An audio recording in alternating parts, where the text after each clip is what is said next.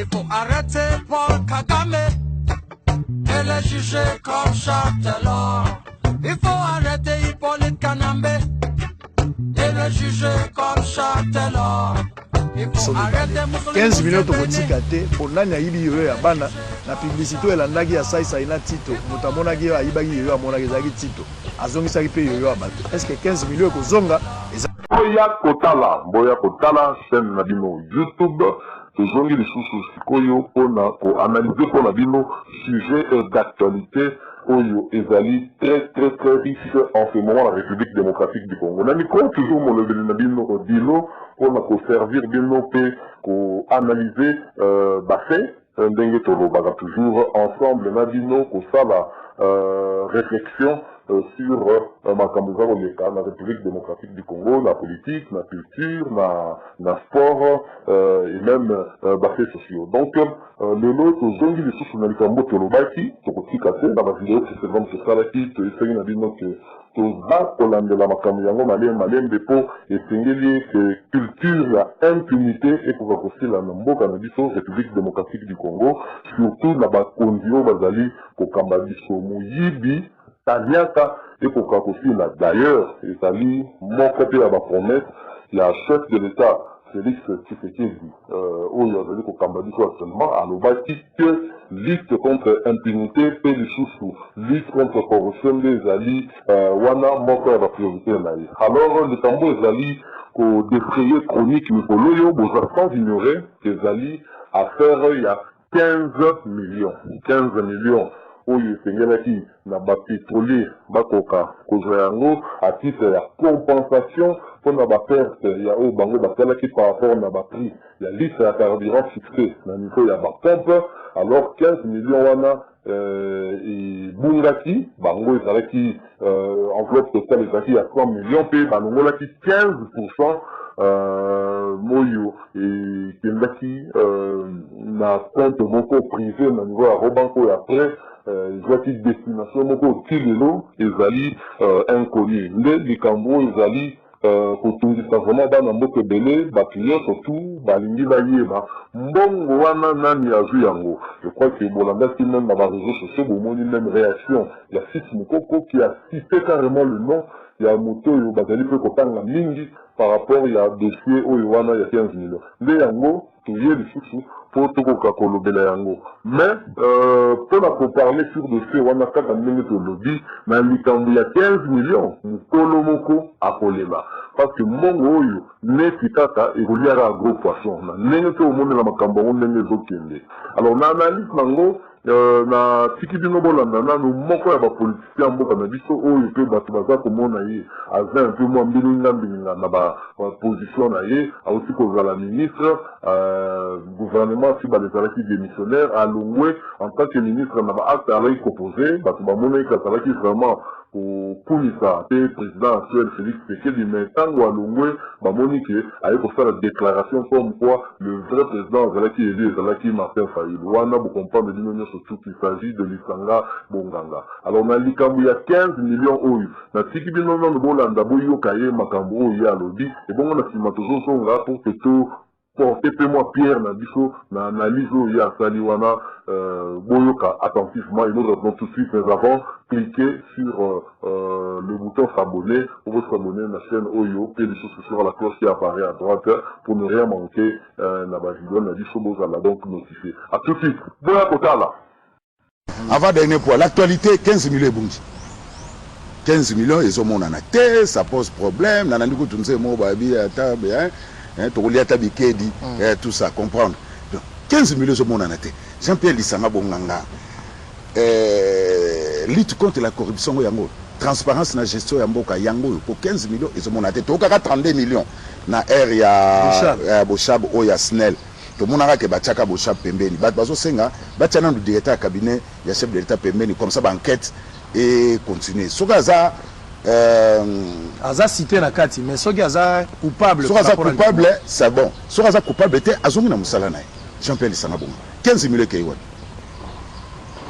Na lobango na deux phrases en tant que politique likambo 15 millions o na lobalelo c'est-à-dire ndeko na ngai président Vital Kamerhe ezala amati ezala kiti problème wana akozwama pourquoi akozwama pourquoi c'est-à-dire ou alors akodémissionner pression ekozala makasi naza na utobima ministre ya relation avec le parlement nayebi que parlement baozonga session bakongindisa ngo makasi et na kati ya problème wana bato ya majorité FCC bango bayebi po bango bayebi déjà ndenge gestion ya biloko wana ezalaka donc yango bandeko na biso soki okoti otali kaka boye osali attention po bango bayebi ndenge eloko wana ebimaka nde boye wi bayebi eza mabulu mpe na bango bayebi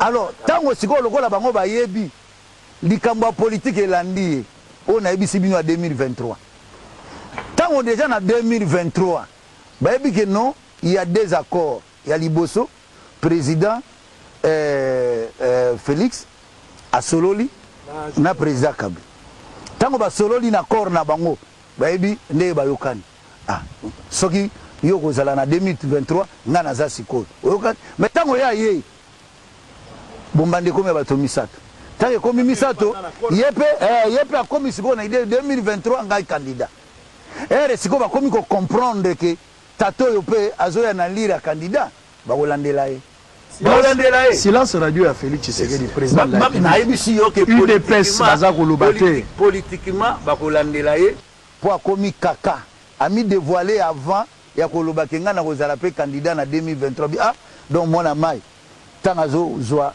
likonda akokoma mpe makasi ntango akomi makasi akozala candidat makasi contre biso nyonso mais na Jeune Afrique Kamerhe arépondaki clairement aza na présomption à innocence parce que aza juste cité mais enquête aboutir na on te pose un problème judiciaire enquête eza continuer malakisaki clair que mbongo wana eza epa na yete mbongo wana eza na compte bien que ba conseil mais oui eza na compte na Robank bien que ba conseil ba avocat ya nani ya ba inspecteur ya général ya finance pour na bango ba lakisi pe ba bordereau ya retrait ya mbongo wana ke mbongo ezali te ki dimi na kati lokwa kasi présomption innocence politiquement na ba parlement na bani ba webani po yo moto za pembeni ya mokonzi présomption innocence et ya kozandi ba manoka po tia mokonzi à l'aise yo démissionner nano to zira dossier na yo dès que sikoyo tokomona ke ekomi clair oza innocent ozongi or yebisanga na Congo yo tango balobaka na moto yo zela nano yebisanga na zazo.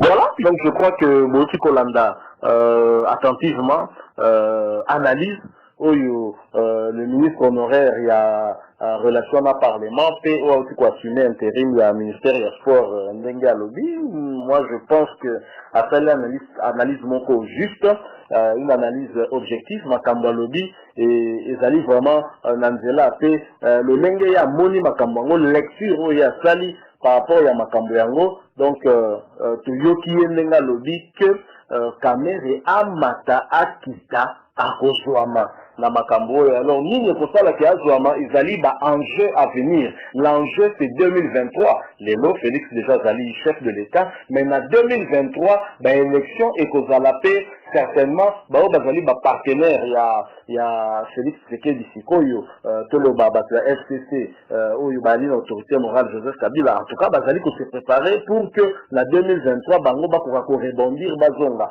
Dans l'entretemps Vital Kamerhe zali probablement na ba ambition pour que en 2023 il y ait à Kokalisou kozala candidat à remplacer Félix Tshisekedi. Donc tout le monde sait que bazala qui n'a encore baromi balé na Nairobi avant que baya kokoma na accord na FCC. Donc on a deux accords où il y a Félix Tshisekedi dans un accord il y a les bosses zali où il y a salaki na UNC il y a Vital Kamerhe les botikage c'est na sima baya kokala sous accord avec FCC parce que FCC accord on a d'ailleurs c'est imposé ça qui faut que la lingaki pour éviter cohabitation fait que sambola na esprit ya coalition pour essayer surtout pour kokende malamunde yango ba ko kala accord wana. Alors ce qui effectivement l'hypothèse autre fait que le bac 2023 en perspective de 2023 Vital Kamerhe alingi ako remplacer Félix Tshisekedi, il lui faudra des moyens. Vital Kamerhe au sortir il y a Kobimanaye na parlement na zalaki mukonzi na administration ya Kabila tant à côté de l'opposition. Vital Kamerhe n'avait plus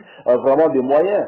Combat politique vous voyez des nga kapé ba moyen mingi ba parti politique une chose à subventionner te mingi ba leader mais ba ko saka lobo na poche pour ko financer ba parti na bango. Et Vital Kamerhe était un tout petit peu essoufflé. Est-ce que Ezali en perspective il y a 2023 Tembe Yazali à la recherche il y a ba moyen pour préparer un déjà parce que c'est un monsieur qui est très intelligent et qui sait voir loin. Donc, même malheureusement, ce qui est allé effectivement bongo et sengeli pour ça l'attention parce que la politique, bah le bagaba masse, ça va se la rater, les alliés masolo il y a d'intérêt. Maintenant, yo sali moi gaz quelque part, et et c'est ce que nous fait comprendre Misanga Bonganga et l'Okoana et qu'on rattraper d'autant que majorité n'a parlement est détenu par FCC qui veut se donner à cœur joie pour qu'on va éliminer un potentiel adversaire pour 2023. Alors bien d'ailleurs, on va que la est tenté à Kokoma Nambongo, comme puissant, de sorte que en 2023, un adversaire d'État et un adversaire Oyo susceptible à combattre Bango. Donc voilà un peu ma campagne aux Okende. Alors il y a un monique dans le Parlement, probablement les 15 millions qui à la table de retour, il y a vacances parlementaires, député, revendre de la Yango, balo de la Yango. Donc voilà un peu, je pense que analyse il y a Sali. Ezali tuna bongo ndenge nga nazo partager pe yango naza komona na d'un autre côté naza komona yango pe c'est une analyse oyo ameni yango na côté FCC mais je pense que même na côté à UDPS na côté à Félix Tshisekedi c'est Vital Kamerhe pourrait constituer aussi un danger pour la yemoko Félix Tshisekedi soki Bayokana Kiteke en 2023 à la Vital Kamerhe. Félix Tshisekedi peut aussi, et l'UDPS avec lui, avoir des ambitions. Il y a ça la deuxième mandat pour qu'il continue, mais dans l'entretien, Mouto, Zali, n'a pas Zali que c'est préparé pour le bien Binissa. Voilà, nous commençons le combat des cages 2023, ça promet, et que ça la terrible. Donc, on est tout à fait d'accord avec Onisanga Bonganga, aussi Koloba, donc en œil de politicien, à Moni, déjà makambo oyo kokoma lobby ete likambo oyo forcément eko rattraper kaka Vital Kamerhe maintenant et c'est quelque chose là sikoyo de quelle façon lié à okoka ko réagir jusque là ce sont mon réaction ça pour convaincre c'est ça maintenant malade parce que c'est simple 15 millions ali bo binsango bola c'est 15 millions ali mais jusque là réponse mon côté sur traçabilité à 15 millions ça pose problème. Alors on a proposé un élément monsieur Bolanda ezali intervention il y a Ndeko Eliezer il y a sali lecture monsieur par rapport à les 15 millions à niveau Bolanda on va rentrer pour que Bisoto pour analyser ndenge ya moneli makambo parce que ça vraiment un peu différente là les sanga bonganga mais vous allez tout en appeler quelque part alors toyo kaina no bona simatozo zonga boya kotala cliquez sur le bouton s'abonner pour vous abonner à notre chaîne et aussi sur la cloche qui apparaît à droite pourquoi pas sur j'aime si vous aimez notre manière de faire ces analyses. À tout de suite. Honorable Eliezer, le problème ici, le CLC a monté au créneau, à lobby, on soit impliqué, mais on soit suspect, une affaire à 15 millions, à démissionner, à ne pas permettre de justice à Salam Moussala. Isidore Ndaïwe. Bon, je ne sais pas ce qui est a démissionné, parce que culture a démissionné en Bokanabiso. Ils ont raté. Ils ont vraiment un problème. Ils ont un problème, il y a que, tous ceux qui ont un procès pendant en justice, il faut bâtir une suspension pour permettre à ce que dossier wana ici là et sala va subir influence de mon côté. Ça c'est vraiment une demande normale. Mais on parle de 15 millions de dollars. 15 millions euro, ngai ezali hermoko kosalanga moi mabe pour que tout ça là certainement il y a un principe de droit qui dit qu'il n'y a pas d'égalité dans l'illégalité. Ce n'est pas parce que collègue Ados Nombasi a violaki bakangi était ngai pena violé na lobake on n'y est pas violaki hein non il n'y a pas d'égalité dans l'illégalité ezalakate. Qu'est-ce que je vais dire par là? Autant nous avons besoin, Lelo, Oli Ilunga, en résidence surveillée. Quelle est l'histoire de Oli Ilunga? Balobi, Ayibi 4 millions, point 2, quelque chose comme ça. Ok, il y a Ebola. Gimaton. Bakangaki alali na boloko et puis akei. Gimaton do wana na tie mupanzi kuna. Lelo tozana dossier ya Vital Kamerhe. O bazo tanga na dossier ya 15 millions de dollars. Oyo Oli Ilunga zanani. Azalaki médecin privé ya Etienne Tshisekedi wa Mulumbu. Mupepe ya débauchage ye. Le collègue a une misisa politique était et emporté yenenge ba importa ba vienanga ba sami ba dibanga ba vienanga Tibas. Omoni tango tozaki na kati ya bitumba. Donc ce que ça na misisa te mupepe wane emporté. Ba kei na bangoti. Maintenant il y a quand même quelque chose. Oli Ilunga bazolandela ye pour 4 millions. Vital Kamerhe, c'est tout le monde qui en parle, même les chaînes internationales. Il faut makambo ya 15 millions Vital Kamerhe à monana bazolo bate. OK. Nangai nazalaki libanda vient nanga Molière. Alors binanga ke mukoko samba ibaki 20 millions de dollars. C'est prouvé. Selon Molière qui m'a dit.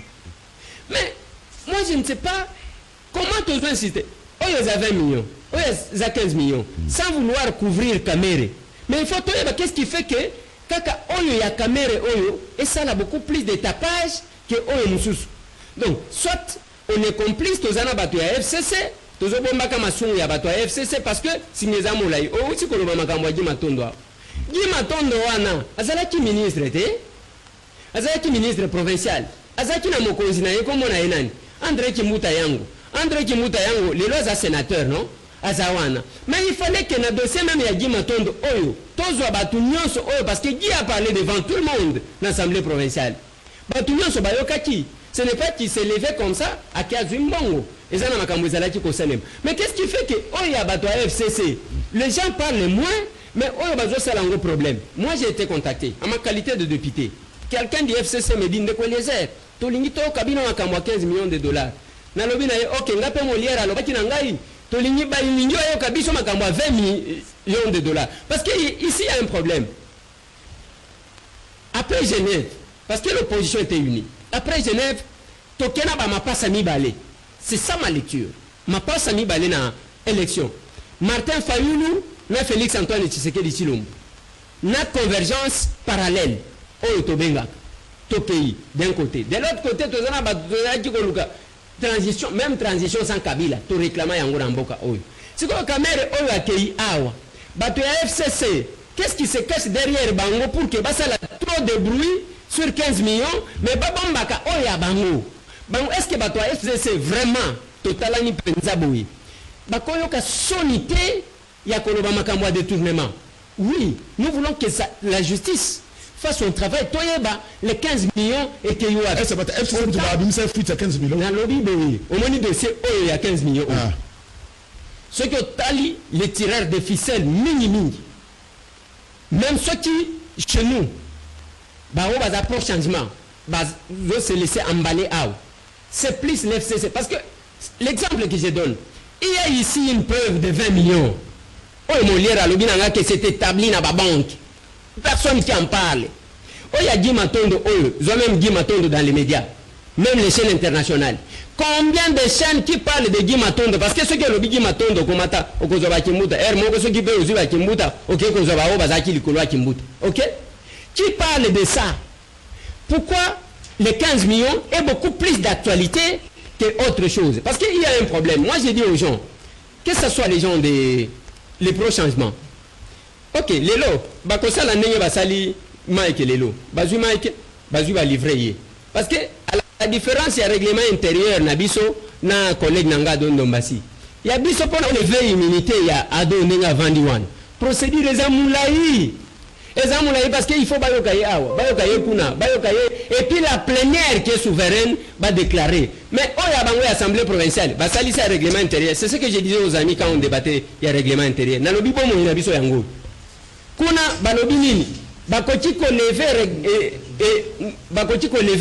et immunité parlementaire ya mutu, même ceux qui mutu par les bureaux comme ça. Mais ceux qui ont un problème n'a président et bureau. Mais à lever.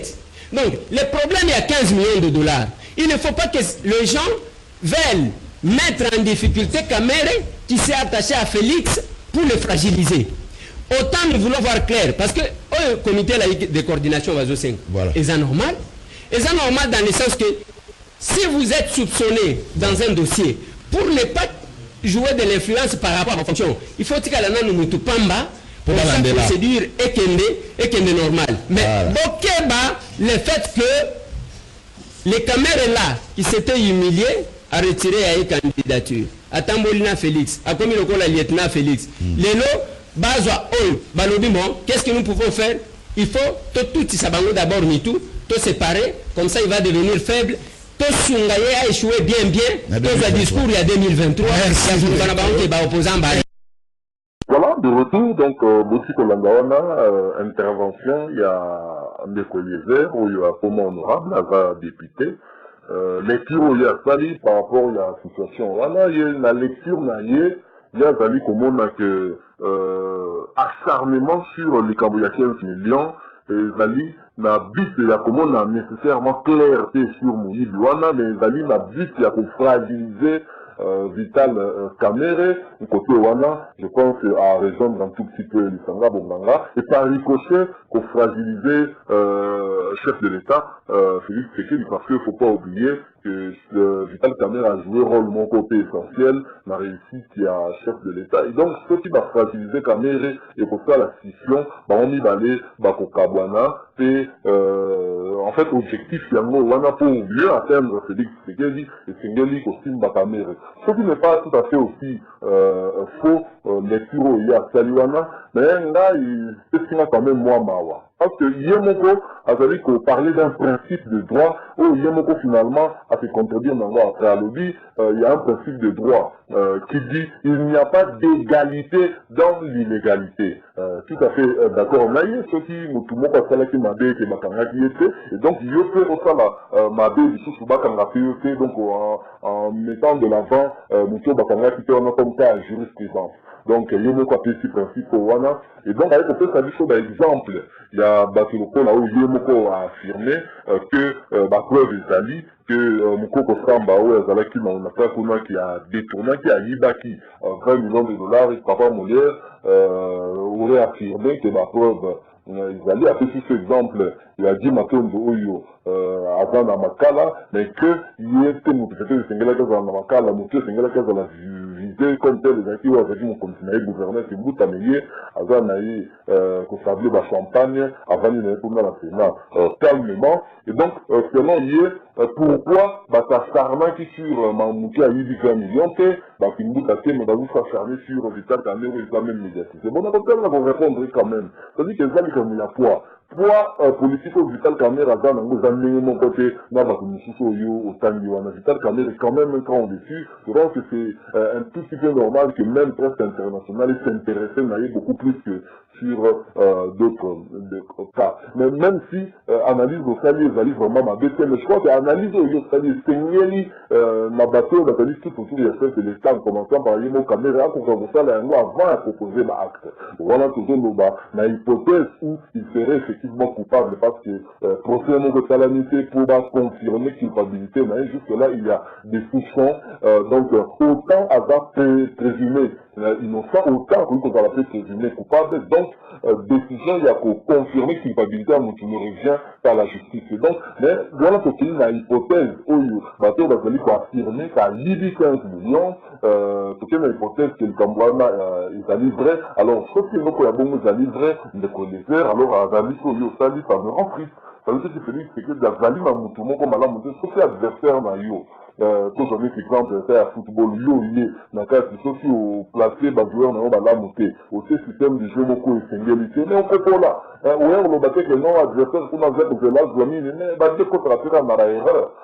Oh, il dit, l'équipe n'a dit, le mot de ça, il fait bien. Comme si, c'est pas pour autant que Dieu on est dans l'imabé, c'est que bonne guerre, que l'adversaire politique, pour saisir, opportunité, sauter mon ami, pour qu'il va attaquer tel ou tel autre adversaire politique. Ça, c'est tout à fait normal. Aux mieux placés, pour appuyer Bayango. La question fondamentale est, Kamer est-il impliqué, oui ou non, dans cette affaire de 15 millions? Si oui, ce n'est pas quelque chose à encourager. Et donc, Félix Tshisekedi devrait se débarrasser de M. Laye, quelle que soit la conséquence qu'il y a dans la relation à Bango. Parce que, c'est normalité. Il y a beaucoup de choses que l'impunité, on va commettre ça Bango, lutte contre la corruption, mais on va faire un cabinet, on va faire numéro 1, un cabinet, on a un comportement modèle. Et donc, les heures, ils ont comme la distraction, c'est comme si, il y a un embarrassé par rapport à ce sujet, on a du rapprochement. Au lieu de na président Félix Tshisekedi pareil côté na Vital Kamerhe. Et c'est le fond du problème est que 15 millions à Bayibi Yango est Kazali impliqué oui ou non. S'il est impliqué, et c'est une justice pour ça ma Kamundango, espérons que ça ma Kamundango est que responsable ou il a reconnu coupable à subir rigueur et la loi. De même que nous jouons Félix Tshisekedi là venu mon conseil le ma Kamu il va faire ma chou impulsion aller pourquoi pas qu'on l'angle la bamini de quoi bamko ko samba mais pour le bakikuna terminer ça qui tenait ma qualité mais pourquoi pas ça s'arrêter ma qualité côté non on nous on parler du point de vue bah SPC alors que 15 minutes à peuple congolais de même que 20 millions voilà et donc il faut que dans par proposition par exemple ce que vous allez dans le cas Félix Tshisekedi bien mon quoi frapper bon bamko ko samba ne faut pas genre bango il y a un problème hein mais à un moment où bamko ko samba c'est à l'époque de Joseph Kabila maintenant c'est dans l'époque où l'alternance au biso tolinga qui est à la crédible et c'est qu'on va faire conséquent dans Bamakana. Donc voilà un peu lecture et les terres moi ça m'a rendu un peu triste dans Monique et Azaleki dans la position que nous avons tout pris pour défendre Moutoumoko sans toutefois qu'on m'écarte qu'on posait la bonne question où ils allaient que 15 millions ils allaient wapi. Surtout pour nous rappeler l'émission, nous sommes tous les 20 millions, ce serait une bonne chose, mais 15 millions, il y a même les alliés. Un principe de droit dit qu'il n'y a pas d'égalité dans l'illégalité. Alors, partant de ce principe-là, pour celui au Moutuna pour lobby, tout le monde, Moutuna, Malamou, apparemment, au côté de Kuna, Nobel a dit qu'il y a 15 millions, Nobel a fait du Cambia, Nobel a fait du Cambia 20 millions, et vous avez malin, on dit plutôt que, nous, qui est dans la lecture, il y a, pour la mine, ça va, ça s'arrête, pour Baliba viser, vous, laissez la liberté. Papa, attends-moi. Sauf à Libati, et que ça a adhéré à Libati. Même relation en fait, elles sont la carte maintenue, alors que à tout le monde mais non, je crois que point de vue fait, mais il dépêche que ça va même partager, surtout d'autres qui au point de vue, nous va sur mon coco, et ça fait le cas de que quand même, c'est peut dans ça pour réfléchir, c'est à moi, c'est vrai que ça embarrasse, mais c'est un gars tout le monde a clair dans le Cambo, il y a tellement de problèmes dans beaucoup de 15 minutes pour résoudre et pour les canapés à bon côté. Mais espérons que c'est bien, mais dans le modèle, tout le monde va à Macambouango. Je sais que c'est bien ce qu'on fait entendre, mais tout à la comme disent les Anglais, wait and see. Donc voilà, la remercie de nous donner, vous avez été certainement nombreux à Kolanda. Bissot avait espéré que l'analyse sociale et apporté quand même, moi, Pierre Mouquet, la connaissance Nabino, et c'est pas très à partager tes réflexions. Nabino, du chou sur ta verbe à commenter. Aussi que l'habitude en haut, vous cliquez sur j'aime pendant que ça vous encourage et on continue dans l'analyse et à boyer et aussi s'abonner à notre chaîne YouTube. Boya Kota là, dis donc votre humble serviteur, vous promet de revenir très bientôt. Au revoir.